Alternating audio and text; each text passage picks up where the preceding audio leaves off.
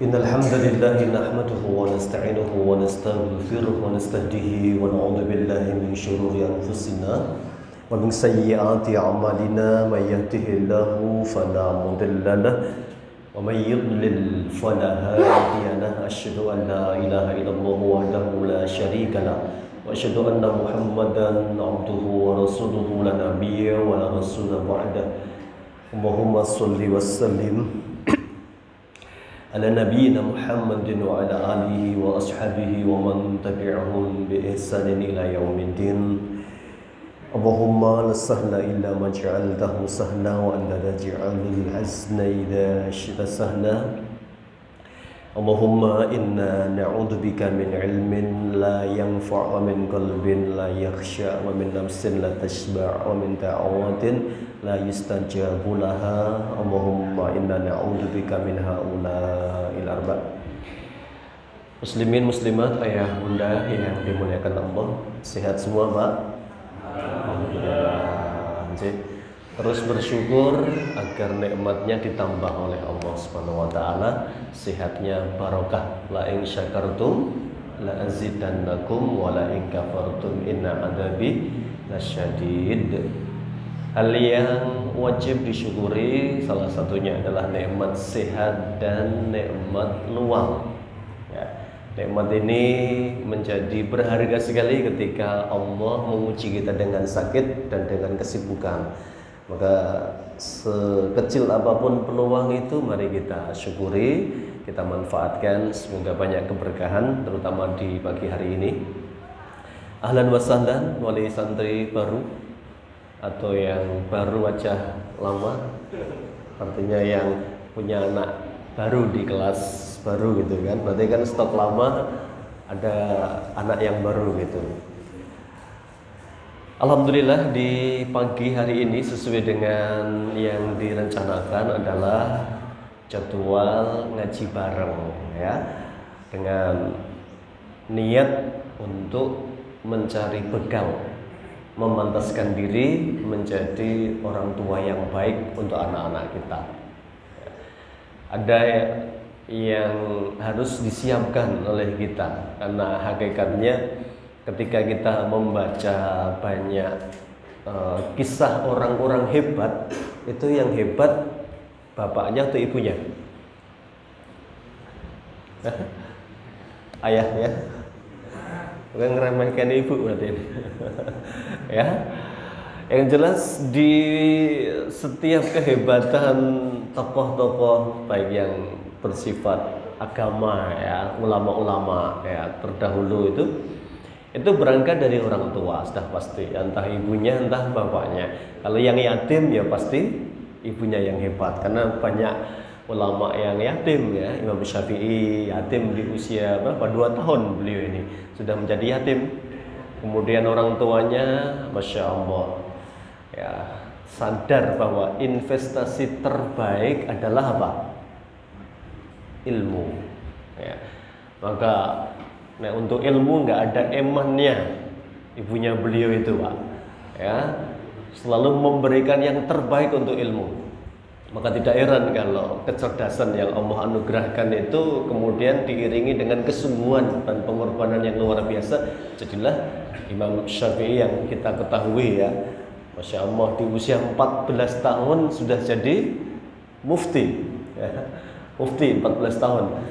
14 tahun tuh anak kita baru bisa apa? Ya, alhamdulillah sudah hafal ya sebagian Al-Qur'an. Kemudian yang tidak kalah penting bahwa Rasulullah SAW sudah mengingatkan terkait dengan tanggung jawab pendidikan. Ini yang harus menjadi kesadaran bersama. Nabi kasih tahu kullu mauludin yuladu 'alal fitrah.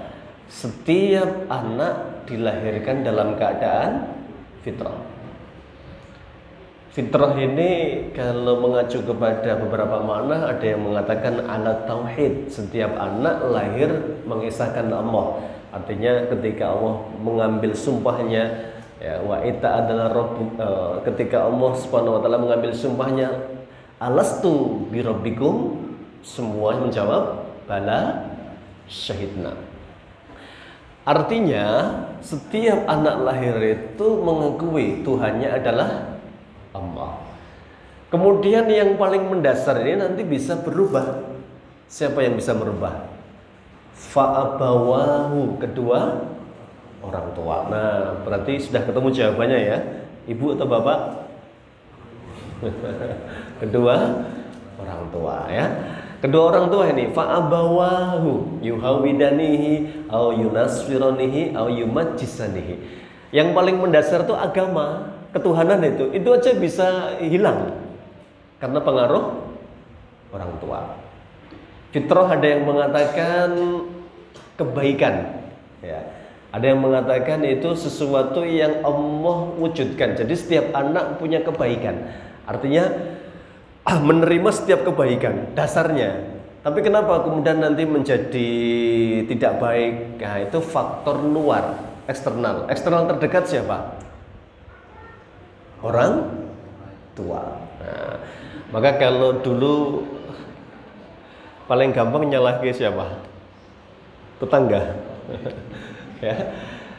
Oh, pernah kita sampaikan ya, Syekh Dr. Khalid Ahmad Syantut itu menyimpulkan terkait dengan siapa penanggung jawab utama pendidikan anak. Ya, beliau menyampaikan orang tua.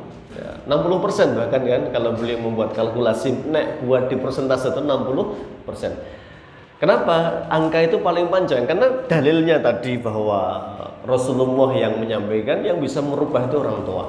Kemudian yang kedua fakta kebersamaan waktu. Di kelas hanya mungkin 6 jam atau kurang, bahkan kalau masuk jam 7 pulang jam mungkin 1, 7, 8, 9, 10, 11, 12, 1, 6 jam kan. Berarti ada sisa waktu banyak di rumah.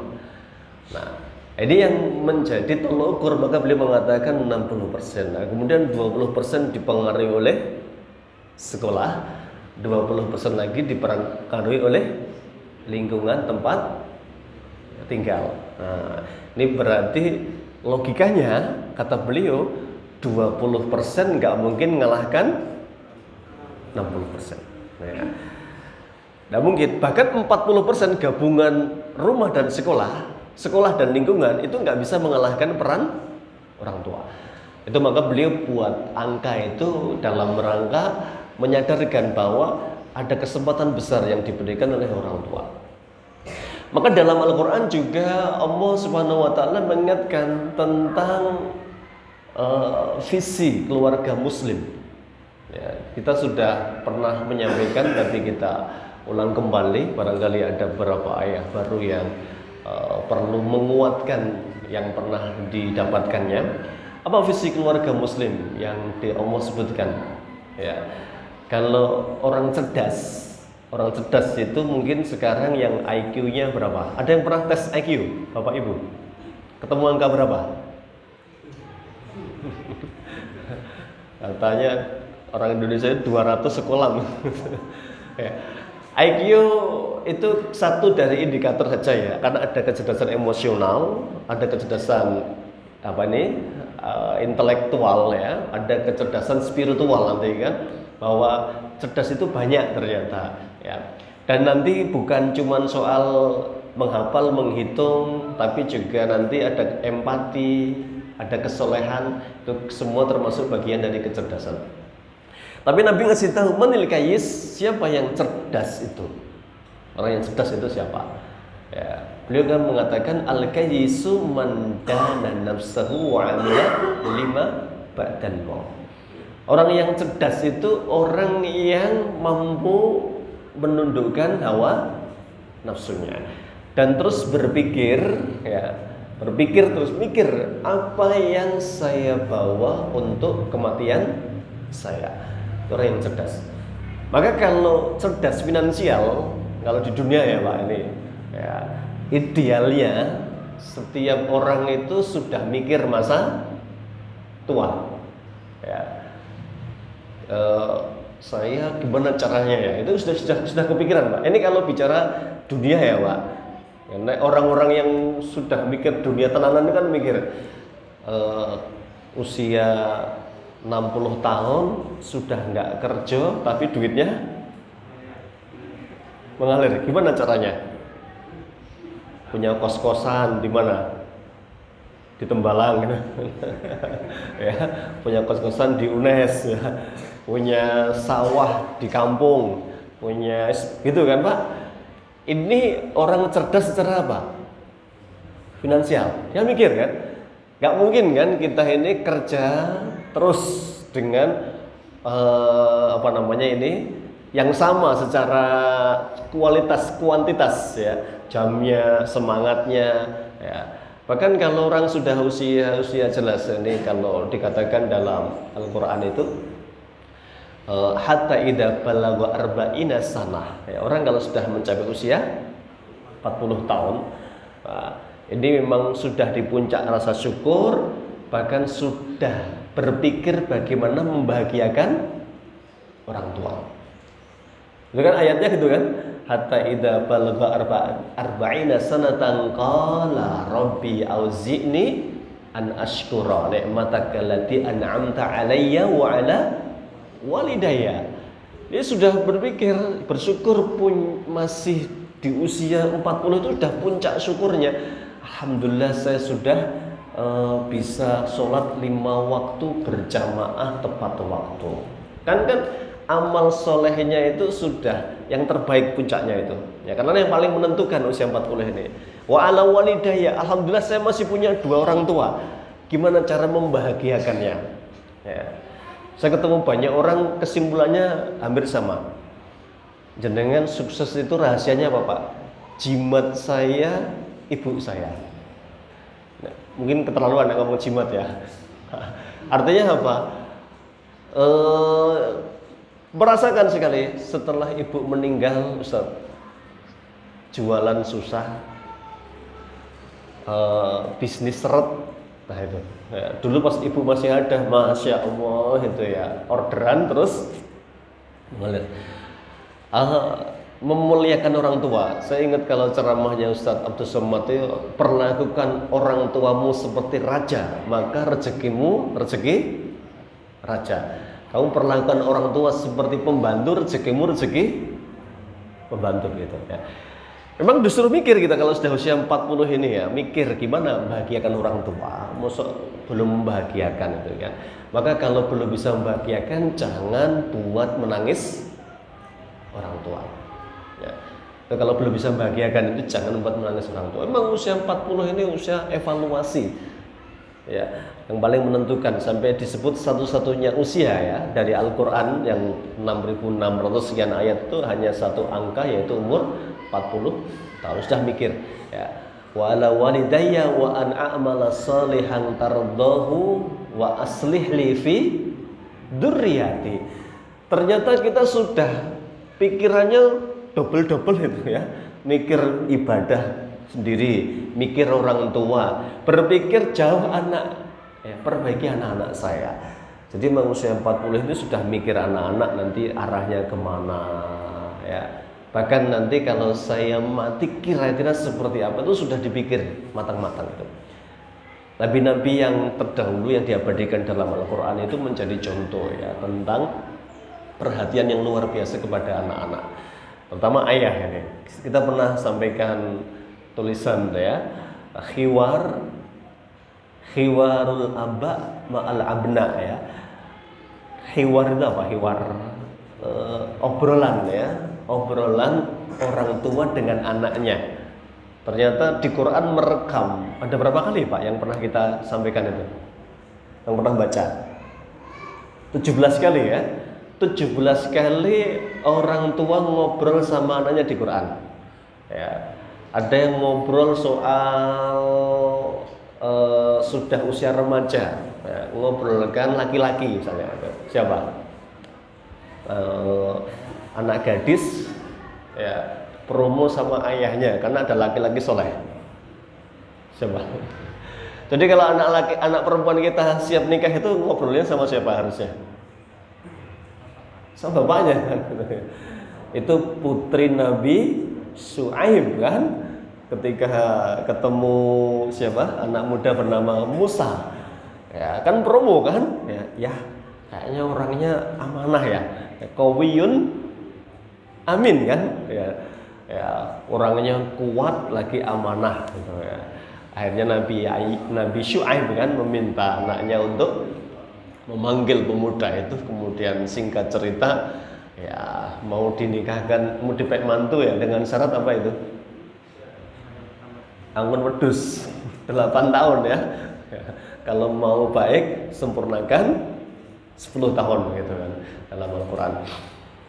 Kemudian itu kan contoh saja, baru satu kan, ada 17 ayat, 17 diskusi orang tua. Ternyata yang disimpulkan oleh peneliti itu 14 itu ayah yang ngobrol. Ya. 2 ibu, 1 tanpa identitas. Jumlahnya berapa? 14 tambah 2, 16 tambah 1, 17. 17 diskusi orang tua dengan anak-anaknya. Berarti memang lihat ketika Yusuf kecil ngimpi, ceritanya ke siapa? Ayah. Ya. Ketika Nabi Yakub alaihi salam ya, ketika mau meninggal dunia ya, beliau berwasiat kepada anak-anaknya, ma ta'buduna min ba'di. Ya. Jadi ayah yang berwasiat kepada anak-anaknya. Kemudian ketika ayah yang penuh hikmah namanya Luqman. Ya, Allah sampaikan dulu rahasia suksesnya ayah mendidik itu bukan kontennya, bukan muatannya ternyata yang dibicarakan dulu oleh Allah, tetapi ayah yang berkualitas yang disebut oleh Allah wa id ataina luqmanal hikmata, ayah yang penuh hikmah. Apa hikmah? Ya, al hikmatu, kalau Ibnu Katsir mengatakan al-ilmu an-nafi'u, salah satunya ya, ilmu yang bermanfaat. Jadi ayah yang bisa merubah. Ini kalau bicara anaknya Luqman itu maaf, tidak seringan keburukannya itu karena murtad. Jadi anaknya Luqman itu murtad digambarkan. Kan Luqman itu orang Habasyi. Habasyi itu berarti dari Afrika ya. Ethiopia itu Afrika kan? Ya, Afrika Selatan. Afrika. Itu murtad, itu dalam tafsir dikatakan itu bisa kembali ke pangkuan Islam itu karena ayah yang luar biasa. Nah, Luqman itu rahasianya adalah ternyata hikmah. Walaqad ataina Luqmanal hikmata, dan Allah berfirman, dan sungguh telah kami anugerahkan kepada Luqman al-hikmah. Hikmah itu ilmu yang mumpuni, termasuk keteladanan, termasuk kemampuan bertutur kata. Nah, maka dibuat judul oleh seorang penulis produktif, jangan jadi ayah yang bisu. Ayah yang nggak bisa ngobrol sama anaknya. Ada Pak, ayah nggak bisa ngobrol. ayah yang bisu ya, dikit-dikit senang sama bunda aja gitu ya, terserah bunda ya. Ini ayah manut aja gitu. Ini jangan Pak. Jadi kebiasaan manut sama bunda itu nanti disimpulkan anak, ayah berarti kalah sama berarti kawamnya siapa ini? Bunda nanti ya. Ayah harus menentukan ya, bunda diajak musyawarah, ayah penentunya ya. Kembali ke tadi, ayah yang penuh hikmah, walaqad ataina Luqmanal hikmata. Maka memang kuncinya itu tetap orang tua. Orang tua itu nanti kuncinya ya ayah. Ya. Sampai disimpulkan dari sekian, ini yang menyimpulkan ulama besar Ibnu Qayyim al-Jauziyah. Ya. Dari sekian faktor penyebab anak durhaka, itu ternyata faktor terbesar siapa? Ayah. Ini yang nggak disukai ayah ini tema ini ya, karena terlalu jujur Ibnu Qayyim itu ya. Judulnya ayah yang durhaka. Itu kayak kisah di zaman Khalifah Umar bin Khattab ya, yang jauh lebih salaf kan, karena sebaik-baik salaf itu kan sahabat ya. Khairun nasi qarni summal ladzina yalunahum summal ladzina yalunahum. Ketika itu Umar bin Khattab kan kisahnya yang masyhur itu kan, ada seorang bapak yang kewalahan mendidik anaknya, melawan, membantah, memalukan, tidak ada bangga-bangganya. Nek cari wong Jawa itu nek anak apik kuwi mikul dhuwur mendem atau mendem? Mendem ya. Mendem itu apa mendem itu? Nanem. Nanem ya. Artinya membanggakan orang tuanya ya dengan prestasinya dan bisa menutup aib kekurangannya ya. Itu secara mungkin begitu definisinya.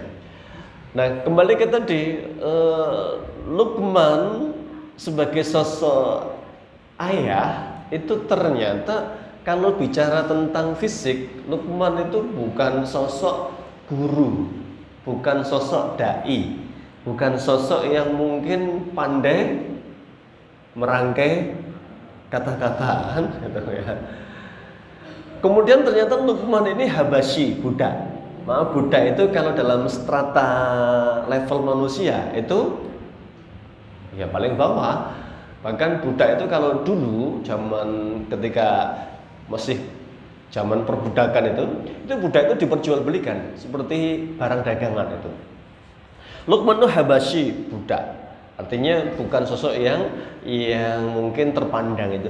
Tapi Masya Allah, karena beliau ini punya kemauan belajar, Allah anugerahkan hikmah kepadanya, beliau diabadikan oleh Allah. Bahkan jadi judul surat, namanya surat Luqman.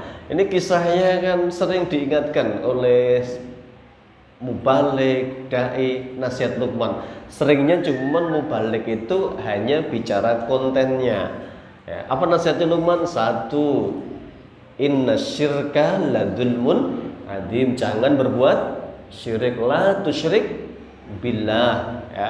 Yang kedua, jangan durhaka kepada orang tua. Yang ketiga, muraqabah. Nanti yang keempat, yang terakhir itu wala tamshi fil ardi maroha, jangan sombong ya, jangan merusak di muka bumi ya. Wala tusail khaddaka linas. Ini konten-kontennya, tetapi yang tidak banyak dibahas itu kenapa Luqman hebat. Nah, ternyata Luqman penuh hikmah tadi. Jadi kita menjadi orang tua yang penuh hikmah temanya. Yang menarik dimulai dari ayat At-Tahrim ayat 6. Di situ hikmah itu diperoleh dari situ. Ya ayyuhalladzina amanu qu anfusakum wa ahlikum naro ya. Ternyata dimulai perubahan dari mana? Diri sendiri ya.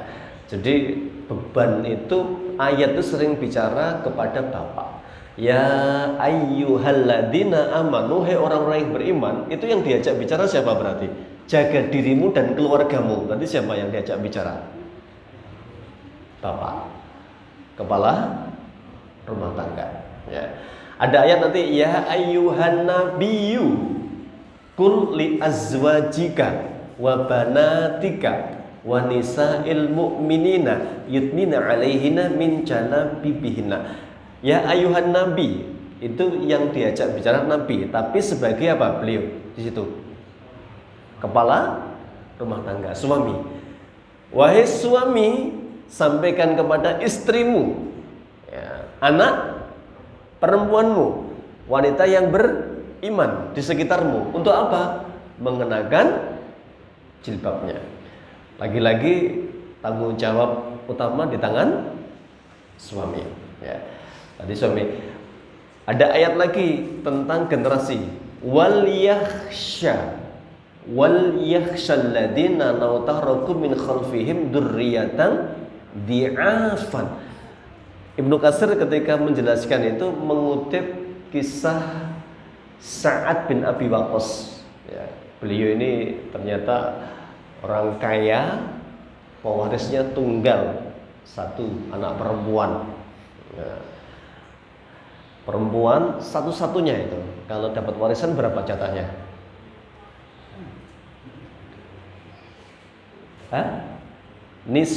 Separuh ya, perempuan dapat separuh. Kalau pakai aturan faraid, kalau aturan Indonesia kayaknya 100% ya. 100% ya. Ya, di Indonesia begitu ya, 100% ya. Wal yakhsha, dan hendaklah takut, khawatir, khasyah. Takut khawatir. Siapa yang harus khawatir? Alladzina, yaitu orang-orang di situ tuh para aba, para bapak yang pertama itu. Ya. Apa yang ditakutkan itu?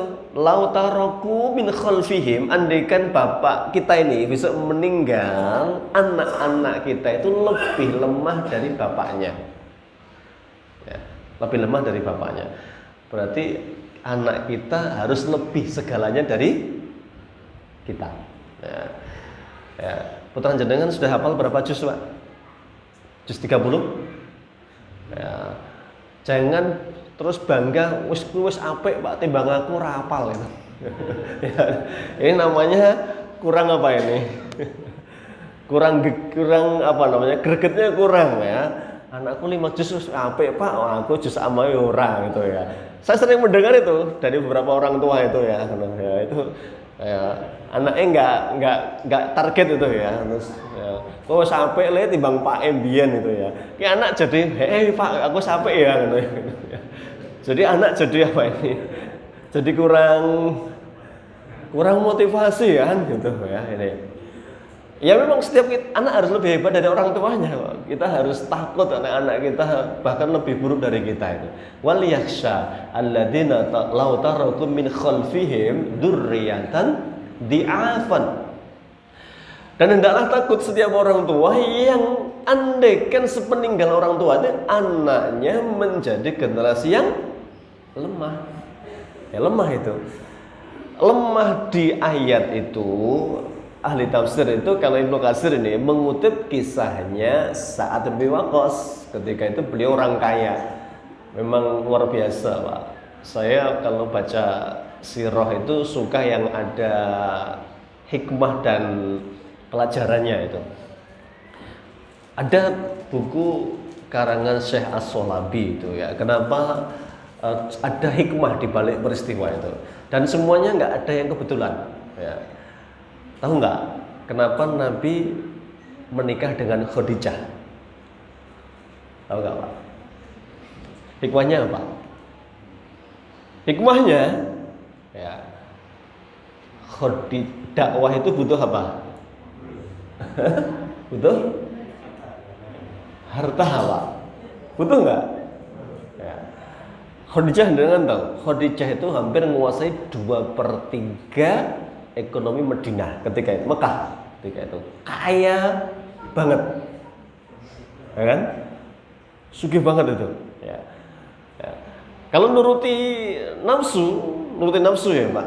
Ya, golek yang lebih muda, yang lebih cakep. Pada misalnya Khadijah sudah, kita nggak bicara tentang fisik ya. Khadijah luar biasa, diidamkan oleh banyak orang, termasuk sing kalah saing sama Rasulullah itu kan Abu Jahal ya. Jadi Abu Jahal itu rada sentimen yang mergo kalah.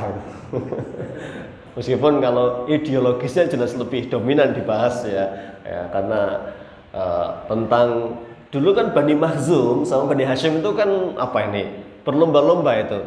Bani Makhzum itu kalah telak ketika dari Bani Hashim ada Nabi. Maksud Bani Makhzum yang gawe Nabi kan ya ora mungkin kan.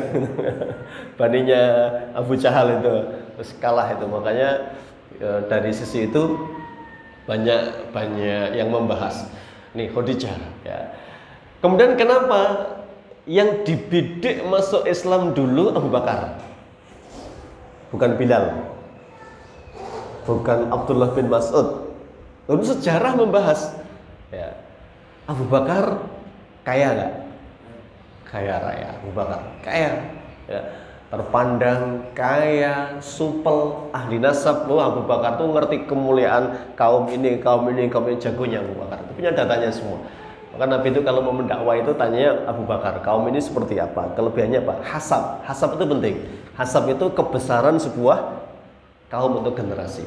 Ada nasab, ada hasab. Ya. Dia ngerti ini. Bicaranya dengan siapa? Ya.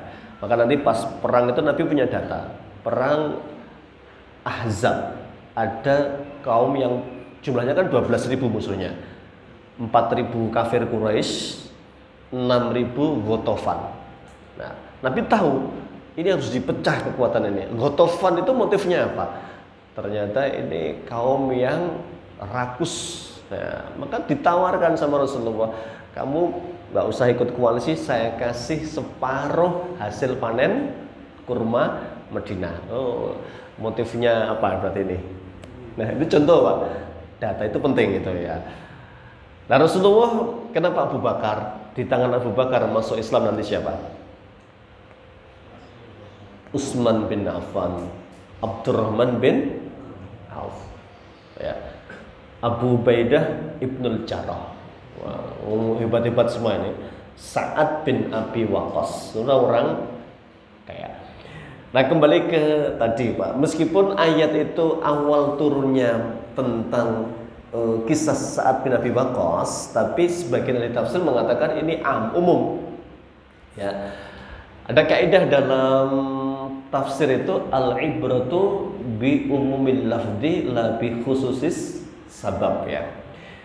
Bahwa dalam hal penafsiran itu tidak harus dengan asbab nuzul saja. Misalnya ada ayat ini memang bicara tentang Sa'ad bin Abi Waqqas, karena beliau mau meninggal dunia dibesuk sama Nabi, sakitnya makin keras, ya. Maka Sa'ad minta izin sama Nabi, ya Rasulullah, kalau saya sedekahkan 2/3 harta saya, bagaimana?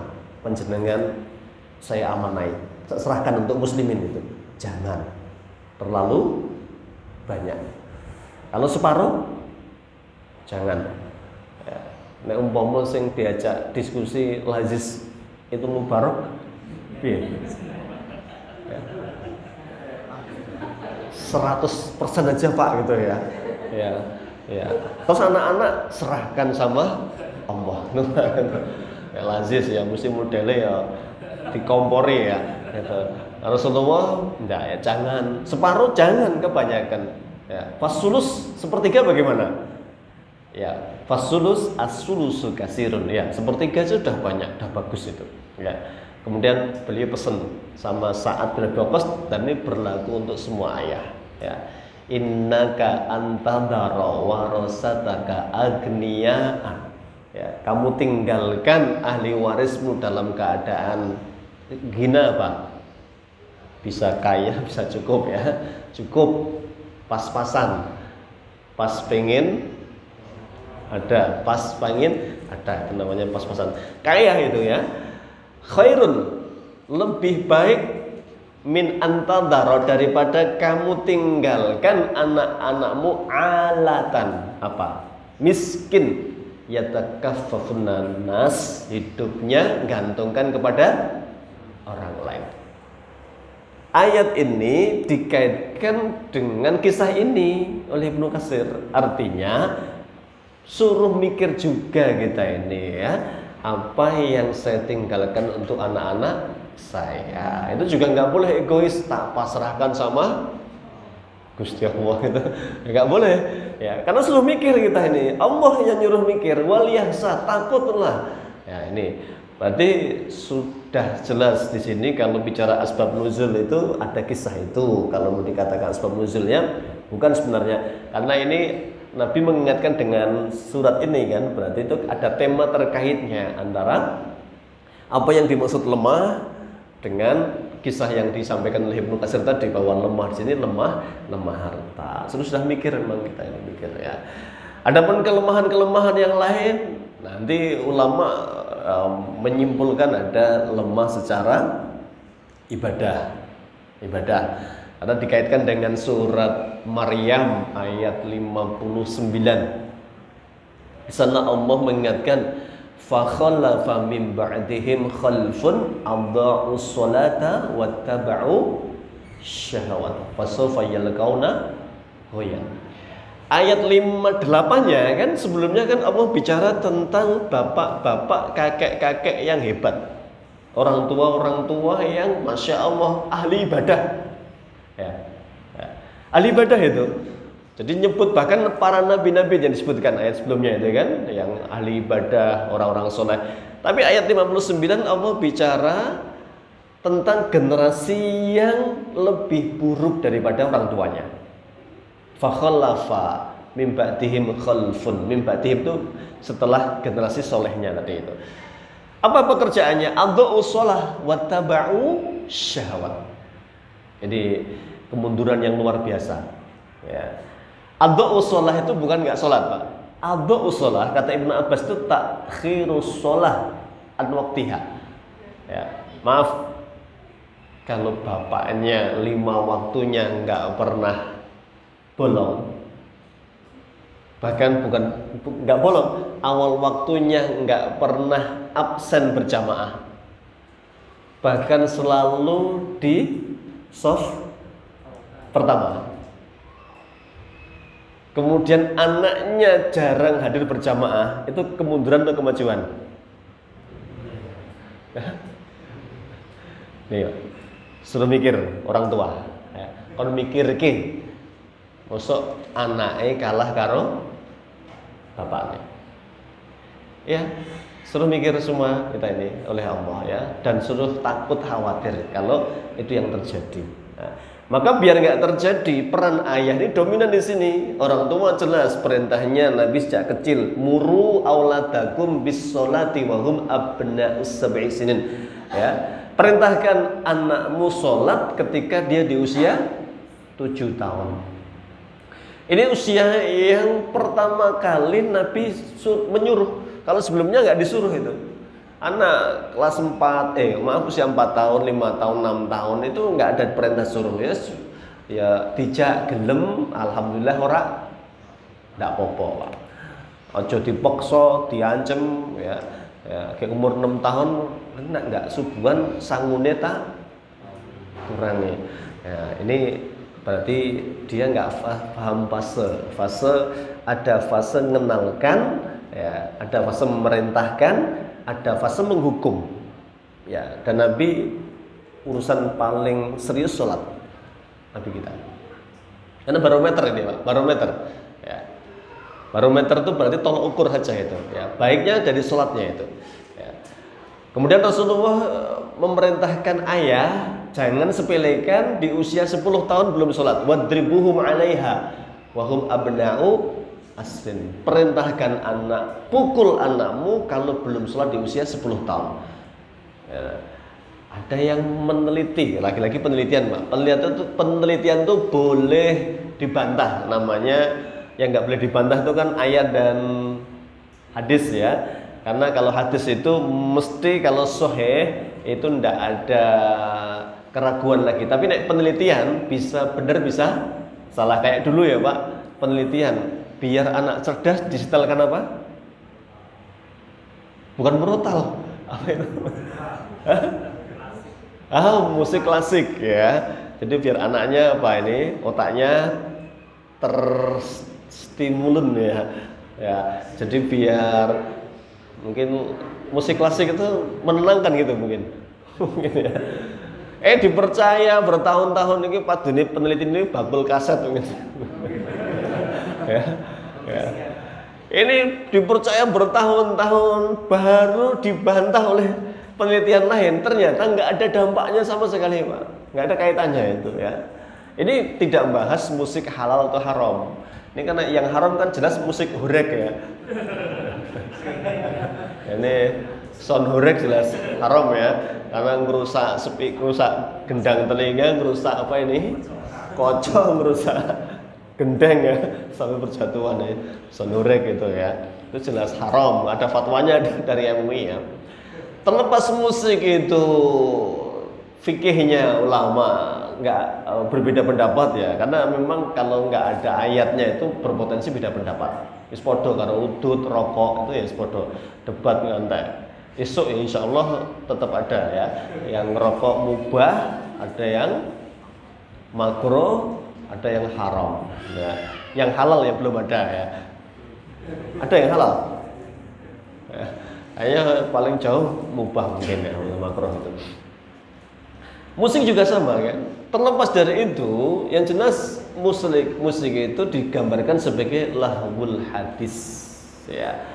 Yang sia-sia kan, perkataan yang sia-sia, yang melenakan itu. Itu kalau bicara masalah fungsi kan, min min husni islamil mar'i tarkuhu mala yaknihi. Nek gak ada manfaatnya tinggalkan aja.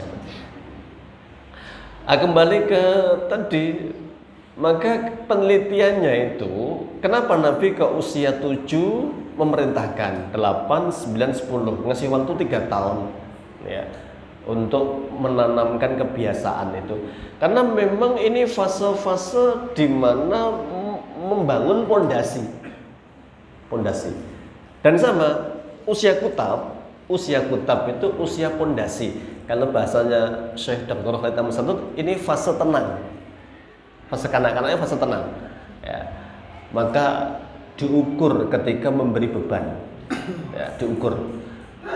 Rasulullah itu semua ketika prinsip perjalanan hidupnya, sirah nabawiyah itu semuanya panduan semuanya sudah pasti. Ya. Termasuk panduan beban apa yang diprioritaskan itu. Ya.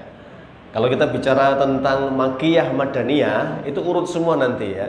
Di Makkiyah nggak ada beban ibadah kecuali sholat hanya 2 waktu bil ghudwi wal asal ya. Ataupun bahkan ada yang sholat sunnah sempat jadi wajib, sholat malam. Ya. Sholat malam itu sempat jadi wajib. Memang sholat malam itu kemuliaan, Pak. Sampai ada sebuah hadis ya terkait dengan sholat malam.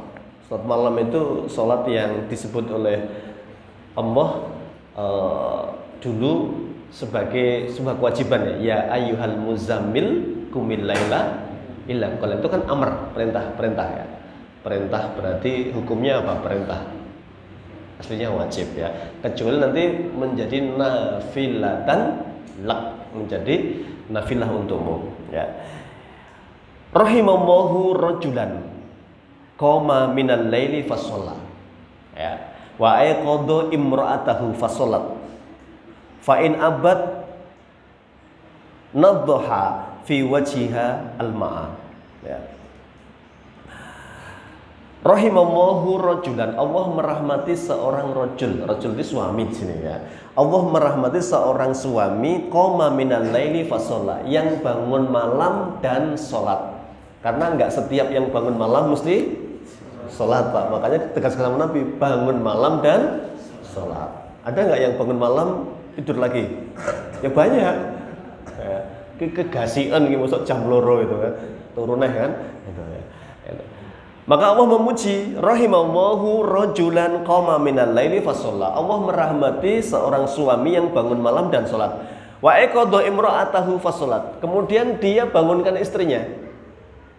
Dek, bangun tahajud. Ya. Fasallat. Kalau istrinya ikut bangun, ini benar-benar anugerah. Ya. Punya istri digugah tangi. Ya. Ibu-ibu digugah tangi mboten, Bu? Mboten? Bangun tat gitu ya, ngeremehke Ustaz iki. Ya. Malah saya yakin lebih dulu ibu-ibu bangunnya, betul, Bu? Ampun wedi jenengan, nggih. Duluan jenengan tangine. Iya, ya ini. Karena bapaknya kesel golek nafkah alasannya ya. Ya. Ini rahimallahu, Allah merahmati seorang suami yang bangun malam fasalla, kemudian sholat, wa aqadha imra'atahu, kemudian bangunkan istrinya, wassalat fasalat, dan istrinya kemudian sholat. Fa in abad nadhaha fi wajhil ma'a. Nah, nek digugah angel, suaminya kembali ke belakang ngambil air di nadhaha itu kepiurke, Pak. Piur dek tangi. Ya, dikepiuri gitu. Karena apa? Susah bangun. Nah, ini Allah merahmati suami yang repot-repot membangunkan istrinya. Ya. Atau sebaliknya, wa rahimallahu imra'atan qamat minal laili fasalat wa aqadat zaujaha. Dan Allah juga merahmati seorang ibu, seorang istri yang bangun malam kemudian sholat, kemudian membangunkan suaminya. Mas, bangun mas. Ya. Habis wudhu mau sholat, mas bangun. Nah, dapat beberapa rakaat. Ya, ini dibangunkan kok, alhamdulillah. Ya, kemudian bangun suaminya itu, fasolat. Ya, kemudian suaminya sholat. Ya, alhamdulillah. Ini berarti anugerah ya. Suaminya digugah bangun. Ya. Tapi kalau dapat berapa rakaat kok nggak bangun, kemudian istri itu ngambil lagi air ya. Ya. Fa'in abah, kalau suaminya nggak mau bangun, nadhat fi wajhil ma'a. Kemudian memberikan apa nih? Air. Ya. Air itu dipercikkan, Mas bangun tahajud. Ya. Kemudian bangun. Nah, ini berarti membangun kesolehan itu tugas siapa?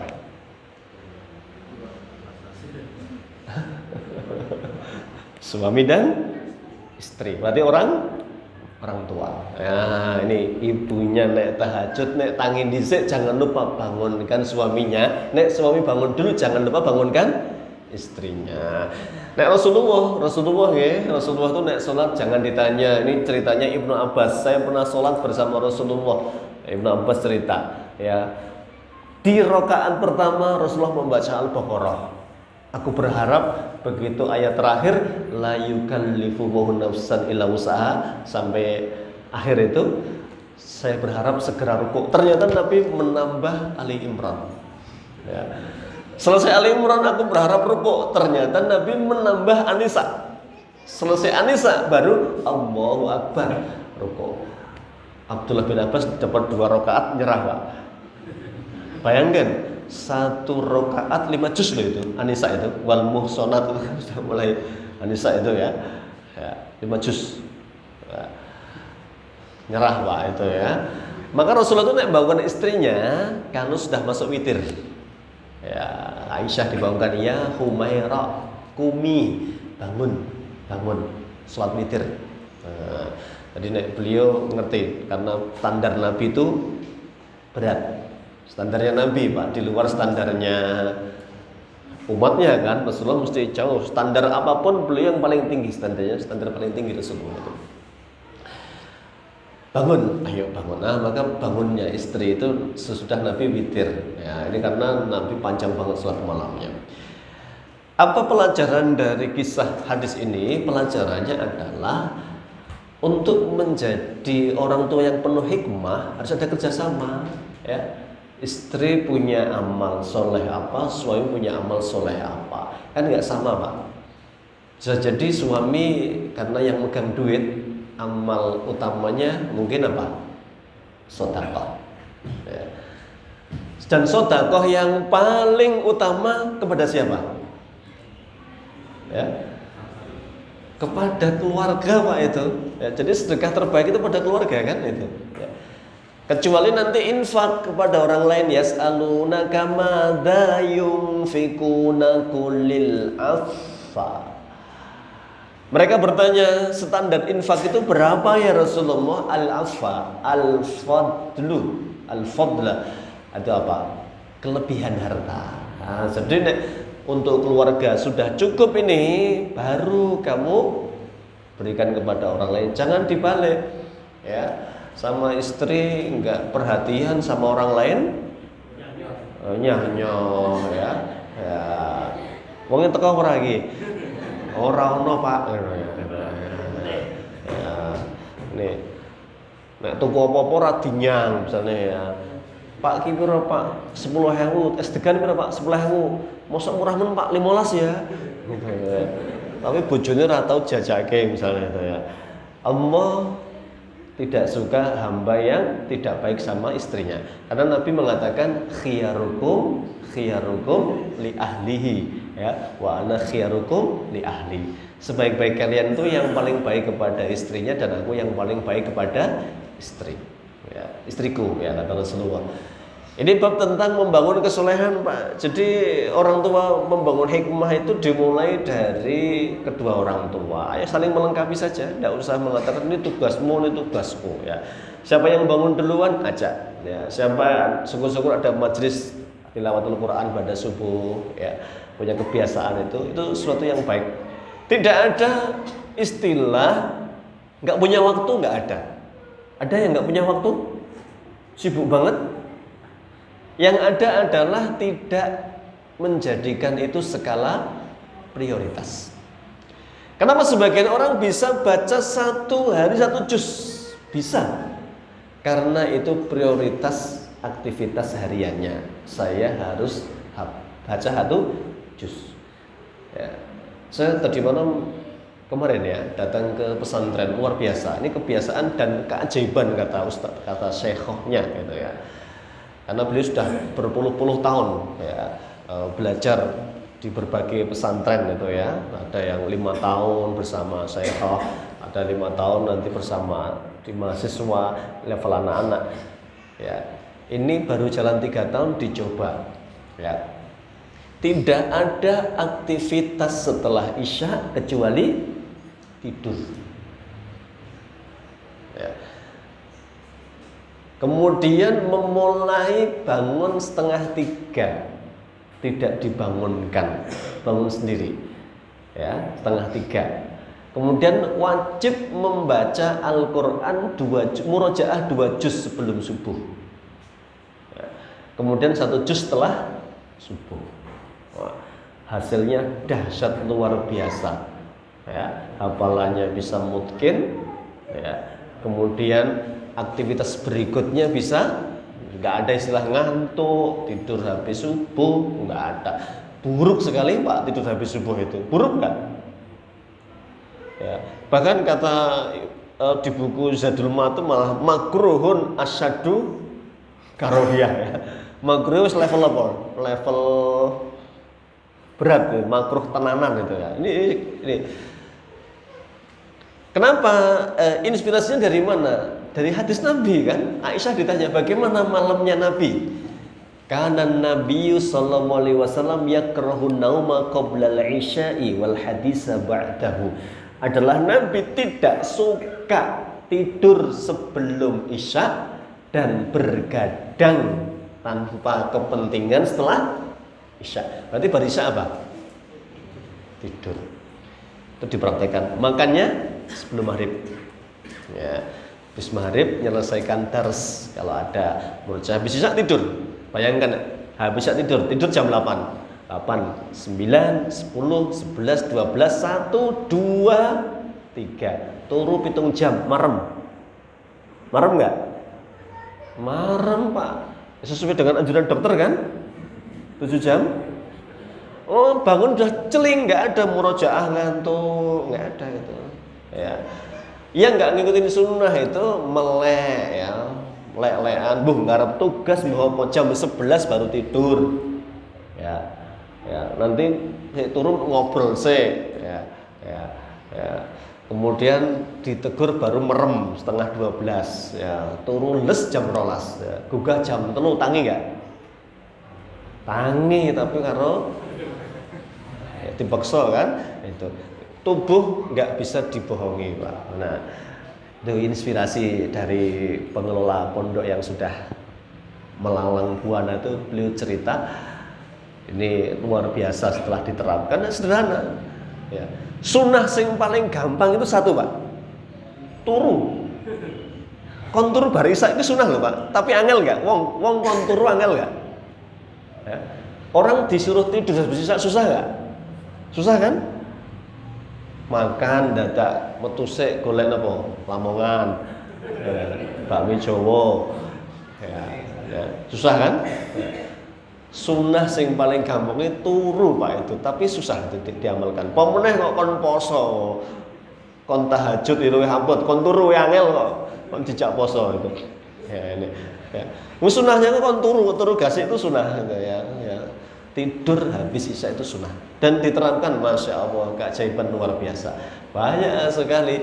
Ada yang anak-anak hafalannya kacau, jadi mungkin dobit. Karena itu waktu yang Allah katakan maqamam mahmudan. Masuk kurang yakin sama janji Allah. Kamu kalau bangun di waktu itu akan diangkat derajatmu di makom yang mulia. Kalau hafal Quran bukan hafal tok, hafid mutqin. Ya. Jadi kalau hamilul Quran itu bukan cuman pernah hafal, pernah setor ya, tapi bagaimana bisa mutqinah ya hafalannya anak-anak. Wah, ini luar biasa pastinya kalau karena mengikuti sunnah, bukan hebatnya anak, tapi karena keberkahan sunnah Nabi Sallallahu Alaihi Wasallam. Nah, Nih, jadi juga perlu ditiru Pak oleh keluarga-keluarga kita. Nek nggak ada kepentingan, biasakan jam 8 lampune mati. Angele pol Pak tapi itu. Merubah apa ini? Merubah siklus. Mohon maaf ya kalau ada yang warung bukanya malam ya. Saya tidak bermaksud jadi nggak laris ya. Saya hanya menyampaikan sunnah Nabi itu ya. Jadi ada yang mungkin warung Lamongan, tapi kan bukannya malam ya. Ya, cari nafkah itu yang memang tidak satu cara, banyak cara ya. Tapi kalau kita yang ngerti hadis Nabi ya, diusahakan kita mengikuti hadis Nabi SAW. Jadi kekhawatiran kesolehan anak yang tidak mewarisi kesolehan orang tua. Jadi lemah dalam ibadah. Ya. Jadi kita harus jadi keberkahan untuk anak-anak kita. Sampai ada ulama-ulama salaf terdahulu ya. Terinspirasinya itu memang dari ayat rata-rata ulama salaf itu. Ada orang nggak pernah masbuk. Ini memang semua itu skala prioritas. Ada orang nggak pernah masbuk kan puluhan tahun. Ternyata ketika ditanya apa inspirasinya apa?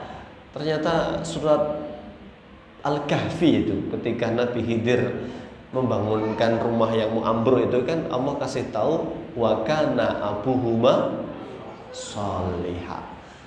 Ini ditolong sama Allah anak-anak ini ya karena kesolehan orang tuanya. Jadi itu yang membuat kita itu harus begitu Pak. Ya ini maaf segala yang dilakukan orang tua itu pengaruhnya luar biasa ke anak-anak. Ya. Kemudian ada cerita ya ini tidak perlu nyebut daerah ya. Ada anak remaja itu maaf ya melakukan ya remaja menuju dewasa lah melakukan zina. Ketika ketahuan kemudian ditanya itu dia sakit hati, kecewa dengan siapa? Orang tuanya. Ternyata orang tuanya selingkuh. Ya. Jadi seperti hukum apa itu? Karma. Ada hukum karma tak? Kama tadinu tudan gitu ya. Kelakuanmu itu ya nanti ada balasannya gitu kan itu. Itu orang tua itu ya. Maaf ya. Maaf ya saya tidak. Tadi saya nggak dipeseni apapun oleh yayasan ya. Termasuk keberkahan bayar SPP. Ini saya nggak ada pesan 11 ini. Tadi nggak nyinggung SPP 11 ini. Tadi saya nggak disponsor. Ya, nanti singgung SPP yang enggak ini. Ya kebetulan ya. Tadi malam baru pulang dari pesantren cerita tentang keberkahan. Ya. Lalu ini syekhnya sudah melalang buana ke berbagai pesantren ya. Saya melihat ada korelasi yang kuat antara tanggung jawab orang tua dengan kualitas anak. Tanggung jawab ya Pak. Tanggung jawab itu nek wayahe bayar-bayar, nek belum punya duit ngomong. Itu namanya tanggung jawab. Kata beliau loh ini saya ngutip aja ya. Jadi kalau wayahe bayar, kalau ada rezeki, nek belum ada ngomong. Ora los dual ya. Ini maaf ya. Jadi keberkahan itu ya. Saya pernah lihat juga ceramahnya Ustadz Abdullah Zain dari Tunas Ilmu ya, punya pesantren besar di Banjarnegara itu. Purbalingga ya. Ustadz Abdullah Zain LCMA itu. Ustadz ngapak itu loh. Ya, pondoknya besar luar biasa itu. Ya beliau begitu. Ya sampai beliau itu rada tegel gitu ya ngomong. Kalau bapak ibu nitip anak di pesantren, kemudian sudah ada akad, SPP dibayarkan paling telat tanggal 20. Bapak belum ada rezeki kok nggak ngomong kami, berarti tanggal 21 belum dikirim SPP-nya. Anak bapak dolim makan beras temennya. Oh, itu beliau ya. Jadi saya juga orang tua ya yang punya anak-anak ada yang di pesantren dari lembaga pendidikan, bismillah, biasakan tanggung jawab. Nek ada itu yang diprioritaskan, kalau belum ada biasakan komunikasi yang baik. Kuncinya dua itu, tanggung jawab itu. Nek ada, bismillah, prioritas. Dulu bahkan luar biasa, ya luar biasa penghargaan ulama. Saya baca di bab adab itu, Imam Syafi'i itu kalau berguru ke Imam Malik sebelum berangkat tuh beliau sedekah atas nama gurunya sambil berdoa, Allahumma stur aiba muallimi anni wala tudhib barakata ilmihi minni. Ya Allah, tutuplah aib guruku dari pandangan mataku dan jangan hilangkan keberkahannya untukku. Jadi ternyata belajar agama itu yang dicari apa? Barokah. Jadi malah gurunya didenda 20 juta. Ya. Gara-gara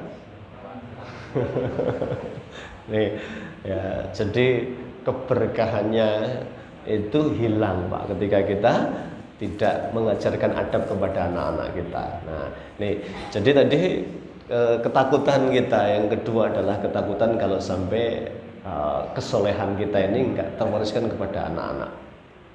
Itu lemah yang kedua. Lemah yang ketiga itu juga lemah dalam bab ilmu. Ya.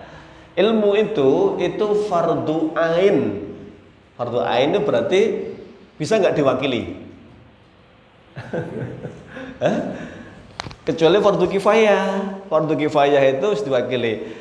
Maka kalau orang tua kemudian males belajar, kemudian pesan sama anak sinau sing sregep gen pinter, ya ojo bodoh kaya bapak bodoh rapopo, kowe ojo ngantek bodoh gitu.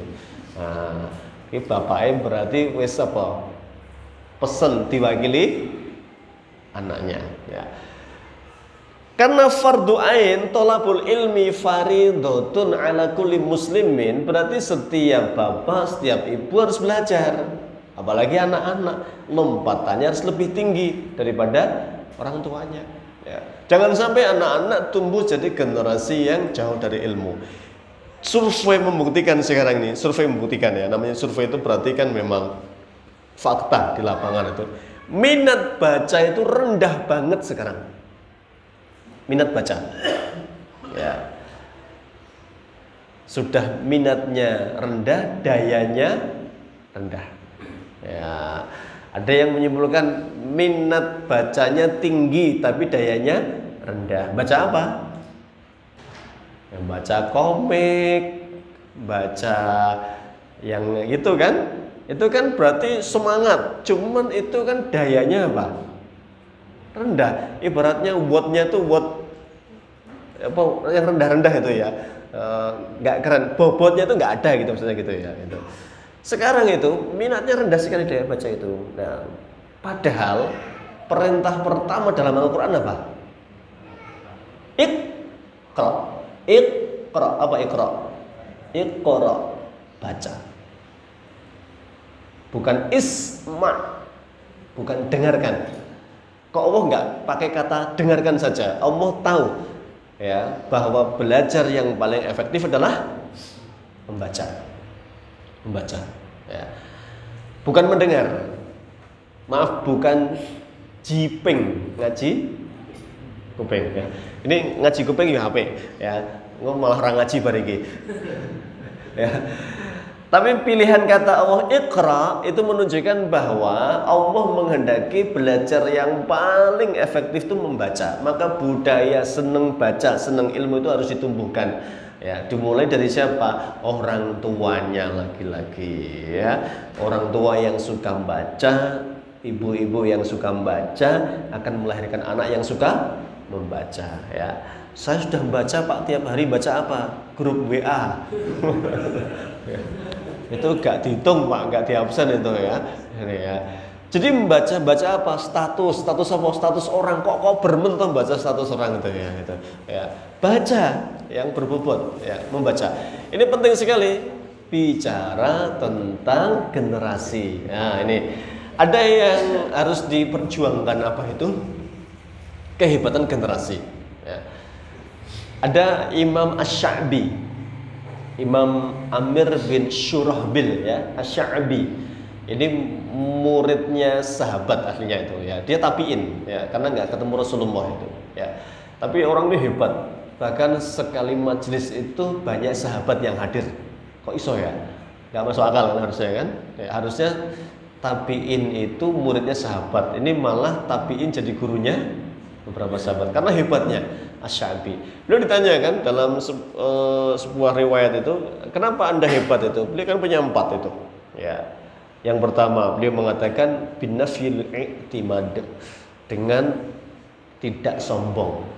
Ya, dengan selalu menggantungkan kepada Allah. Ya. Fattakumullah wa yu'allimukumullah. Kamu takwa sama Allah. Jangan merasa hebat, jangan merasa pintar. Ya, maka hormati guru, kamu akan diberikan keberkahan. Bil adabi tafhamul ilm. Kamu dengan adab yang baik, ilmunya akan gampang diperoleh. Kemudian yang kedua, beliau mengatakan sayrun fil bilad. Siar apa siar? Kul siru fil ardi apa? Siru, berjalanlah. Ya, berarti apa? Sering ya merantau. Nih, Imam Syafi'i dalam diwannya itu mengatakan merantau. Karena orang hebat itu rata-rata merantau. Ya. Rata-rata Pak, enggak semuanya, karena ada orang hebat enggak pernah pindah pondok ya. Gus Baha itu. Ya. Ya. Orang tahu kuliah, orang tahu neng tinggi sinaune ngomong neng Lasem ya, sama di Rembang ya. Jadi ulama hebat itu ya. Itu mungkin pengecualian ya. Ya. Kebanyakan siar itu ya cari guru. Imam Syafi'i jadi hebat tuh 7 tahun meninggalkan Gaza ya, tahun ya, menuju Mekah, Madinah ketika itu, karena sumber ilmu di Madinah. Ketemu Imam Malik, guru beliau, guru sekaligus nanti yang guru terbaik beliau Imam Malik. Nanti ada Imam Waqi, ada banyak, tapi guru yang paling banyak, paling lama diambil ilmunya Imam Malik. Terus, nah ini itu sampai menghabiskan banyak Pak. Imam Malik itu, masya Allah itu ngantai adol lomah. Imam Malik adolnya dipritili Pak itu, adol kusense pernah ya, adol gendeng ya. Disebutkan dalam kisahnya Imam Malik itu perjuangannya untuk jadi ulama. Berarti apa ini? Jer basuki mau mobil ya. Berarti duit itu kudu dientekke nggo minterke anak. Ya. Jadi Imam siapa dulu yang masyhur itu? Robi ya, Imam Robi. Ini gurunya Imam Malik kalau nggak salah ya, Imam Robi ini. Beliau itu masya Allah, orang tuanya sampai nggak kober ngecat omah. Omah itu tanggane magrong kabeh Pak. Padahal duitnya banyak banget dulu warisannya itu. Omah ini bapaknya namanya Faruh ya, ditinggal bertahun-tahun, 25 tahun keluar kota, dulu ninggalkan harta banyak banget. Begitu pulang itu Faruh nggak pangkling rumahnya, karena 25 tahun ojo meneh kok direnov, dicat urung tahu Pak itu. Ya. Ditakoki lho duit iki nggo apa to, Bu? Gitu kan itu. Mangke tak jelaske Pak ngono kan, ditakoki duite ya. Omah mosok tak dandani blas itu ya. Duite nggo apa gitu. Akhirnya tiba-tiba adzan maghrib kan, terus jenengan sholat dulu saja, nanti tak jelaskan. Wah, sholat, habis sholat mau keluar nggak bisa Pak, karena jamaahnya kayak berduyun-duyun datang ke masjid. Dia nanya, ki acara nopo Pak kok rame men pengajian? Masya Allah sing teko kiai ini sinten? Kiai ini Robik sapa no? Ya, Robik iku lho bocah sing ditinggal bapake atau balik kuwi ngono gitu. Ya. Bapake sapa Pak ngono. Kadose Faruh jenenge itu ya. Ya. Faruh niku nangis Pak. Masya Allah. Bocah ditinggal durung lahir Pak, pas masih dalam kandungan ya. Pulang-pulang wis dadi ulama besar itu. Nangis sepanjang pengajian itu, haru bangga sama istrinya itu. Begitu mulai, Bu ini ada rezeki yang dulu mana? Pak jenengan pilih bondo nopo bocah soleh Robi kae. Ya milih Robi, duwite jenengan entek nggo minterke Robi kae. Ngantek ngecat ya ora kober Pak iki. Ya. Maka Faruh itu pulang itu enggak pangling. Dengan gangnya pangling, rumah tanggane pangling, serak pangling rumah dhewe. Ya, mlebu omah, ki omahku iki, langsung bleng itu ditendang oleh tuan rumah kan. Tuan rumahnya ternyata Robi, anak muda gagah usia 25 tahun kan, duel. Iku wong kurang ngajar mlebu ora ngomong Faruh ya kowe sapa kurang ngajar mlebu omahku kan itu. Ya, ternyata itu kisah nyata, Pak. Ngentek-ngentekke duit tapi jadi orang paling mulia di zamannya ya. Jadi jer basuki mau beo Pak. Meh gratisan kok, meh pinter kok gratisan ya. Wifi we bayar toh Pak? Oh, wifi gratis ya? Gratis wifi gitu ya. Wifi gratis itu. Jadi sekali lagi Bapak, ayo yang punya harta keluarkan itu jadi keberkahan untuk anak-anak kita ya. Ya, jadi keberkahan. Yang terakhir, lemah dalam hal tadi sudah semua ya, ekonomi sudah lemah, ibadah sudah lemah, ilmu sudah lemah, akhlak lemah, iman ya. Itu bagian dari kelemahan yang ditakutkan oleh orang tua. Berarti sudah kon mikir Pak sekarang ya. Mikir. Saya meninggal, anak saya kira-kira sudah di mana, jadi apa? Sholatnya gimana? Maka dulu Bapak Soleh namanya Yakub sebelum meninggal tuh anaknya dikumpulkan semua. Ya, ditanya satu persatu, Yusuf, Bunyamin dan semua saudara ditanya, "Mata buduna mim ba'di?" Ya. Ya. Apa yang kamu sembah nek Bapak wis gak ada itu apa? Anaknya jawab, "Na'budu ilahaka wa ilaha abaika Ibrahim wa Ismaila wa Ishaq ilahan wahidah." Ya. Nih, Bapak, saya tetap menyembah Tuhan Bapak, Tuhan nenek moyang Bapak, Tuhannya Nabi Ibrahim, Ishak, ya, Tuhan kita semua, dan kami istiqomah menyembah Allah. Itu diabadikan oleh Allah, dipuji. Ayah yang tanggung jawab itu termasuk tadi Pak, mikirkan apa yang akan mereka lakukan sepeninggal orang tuanya. Ya.